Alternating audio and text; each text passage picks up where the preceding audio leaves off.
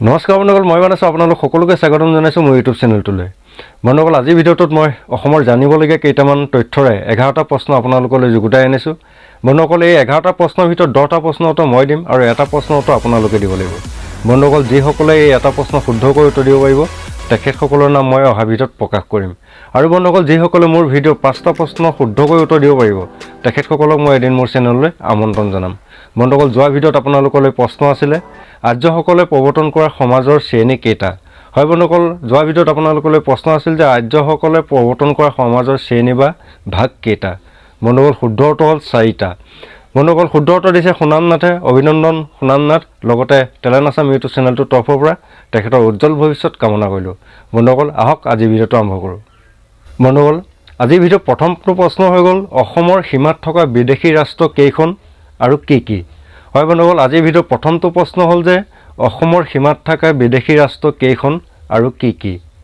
বন্ধুসকল, উত্তৰটো হ'ল 2খন। হয় বন্ধুসকল, অসমৰ সীমাত 2খন বিদেশী ৰাষ্ট্ৰ আছে। উত্তৰে আছে ভূটান আৰু পশ্চিমে আছে বাংলাদেশ। বন্ধুসকল, ভিডিঅ'ৰ পাছতো প্ৰশ্ন হ'ল অসমৰ পূব সীমাত কি কি ৰাজ্য আছে? হয় বন্ধুসকল, ভিডিঅ'ৰ পাছতো প্ৰশ্ন হ'ল যে অসমৰ পূব সীমাত কি কি ৰাজ্য আছে? উত্তৰটো হ'ল অসমৰ পূব সীমাত নাগালেণ্ড, অৰুণাচল প্ৰদেশ আৰু মণিপুৰ ৰাজ্য আছে। হয় বন্ধুসকল, অসমৰ পূব সীমাত অৰুণাচল প্ৰদেশ, নাগালেণ্ড আৰু মণিপুৰ ৰাজ্য আছে। বন্ধুসকল, ভিডিঅ'ৰ পাছৰ প্ৰশ্নটো হ'ল যে অসমৰ পশ্চিম সীমাত কি কি ৰাজ্য আছে? হয় বন্ধুসকল, আজিৰ ভিডিঅ'ৰ পাছতো প্ৰশ্ন হ'ল যে অসমৰ পশ্চিম সীমাত কি কি ৰাজ্য আছে? উত্তৰটো হ'ল মেঘালয় আৰু পশ্চিমবংগ। হয় বন্ধুসকল, অসমৰ পশ্চিম সীমাত মেঘালয় আৰু পশ্চিমবংগ আছে। বন্ধুসকল, প্ৰশ্ন হ'ল অসমৰ উত্তৰ সীমাত কি ৰাজ্য? হয় বন্ধুসকল, প্ৰশ্ন হ'ল অসমৰ উত্তৰ সীমাত কি ৰাজ্য আছে? উত্তৰটো হ'ল অৰুণাচল প্ৰদেশ। হয় বন্ধুসকল, অসমৰ উত্তৰ সীমাত অৰুণাচল প্ৰদেশ আছে।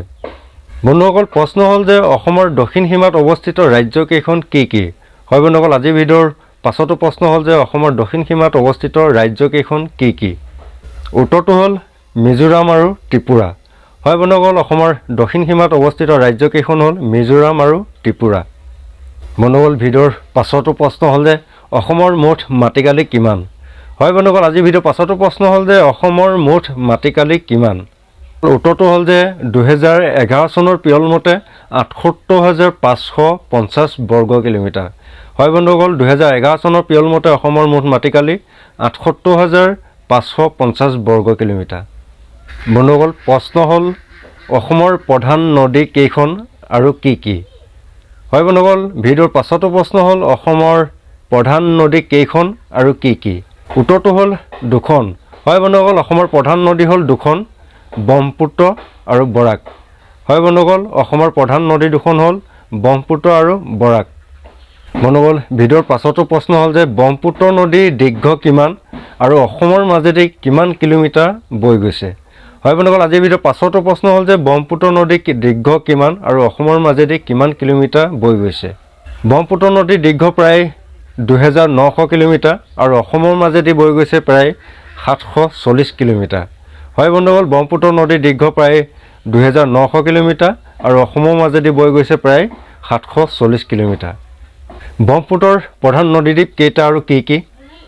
হয় বন্ধুসকল, ভিডিঅ'ৰ পাছতো প্ৰশ্ন হ'ল যে ব্ৰহ্মপুত্ৰৰ প্ৰধান নদীদ্বীপ কেইটা আৰু কি কি? উত্তৰটো হ'ল 2টা। হয় বন্ধুসকল, ব্ৰহ্মপুত্ৰৰ প্ৰধান নদীদ্বীপ হ'ল 2টা। এটা হ'ল মাজুলী, আনটো হ'ল উমানন্দ। বন্ধুসকল, 2টা দ্বীপেই পৃথিৱী। হয় বন্ধুসকল, মাজুলী পৃথিৱীৰ বৃহত্তম নদীদ্বীপ আৰু উমানন্দ পৃথিৱীৰ ক্ষুদ্ৰতম নদীদ্বীপ।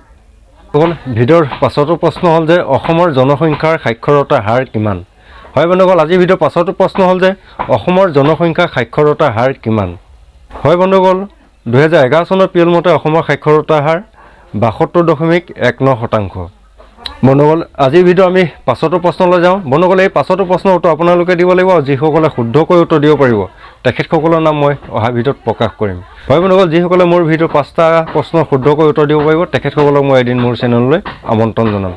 বন্ধুসকল, আজিৰ ভিডিঅ'ৰ পাছতো প্ৰশ্ন হ'ল যে আৰু এই প্ৰশ্নটো আপোনালোকলৈ দিছোঁ। এই প্ৰশ্নটো হ'ল যে বন্ধুসকল অসমৰ প্ৰাকৃতিক বিভাগ কেইটা? হয় বন্ধুসকল, আপোনালোকলৈ এই দিয়া প্ৰশ্নটো হ'ল যে অসমৰ প্ৰাকৃতিক বিভাগ কেইটা? বন্ধুসকল, আজি ভিডিঅ'টো যদি ভাল লাগিলে এটা লাইক কৰিব আৰু এতিয়ালৈকে যদি আপুনি মোৰ চেনেলটো ছাবস্ক্ৰাইব কৰা নাই তেতিয়াহ'লে ছাবস্ক্ৰাইব কৰি লৈ বেল আইকনটো অল প্ৰেছ কৰিব। আজিলৈ আহোঁ বন্ধুসকল, জয় অসম।